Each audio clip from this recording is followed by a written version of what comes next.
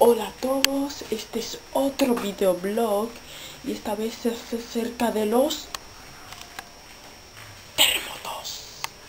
¿Y por qué? Pues porque, mírenlo así. 2010, terremoto en Haití y en Chile. 2011, terremoto en Japón. 2012, terremoto en México hace unos días. ¿Qué país seguirá? Honduras, Guatemala, Colombia, Venezuela, Jamaica, República Dominicana. ¿Cuál?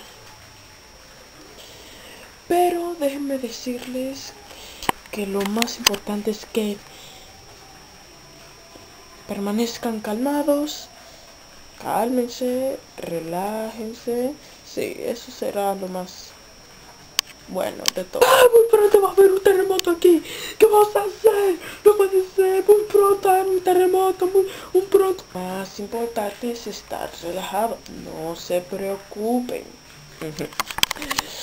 Pero déjenme decirles que si hay un terremoto, recuerden hacer el triángulo de vida. ¡Ah, muy pronto va a haber un terremoto aquí!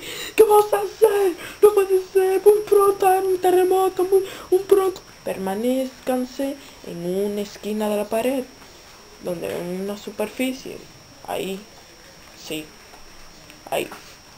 Y tengan mucho cuidado si hay un terremoto en su casa.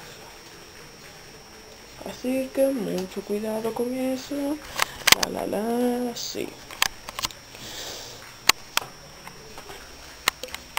Y sobre todo, vamos a darle un aplauso a esas personas que dieron sus vidas para rescatar a otras personas. Bueno, hasta aquí el vlog y que pasen bien.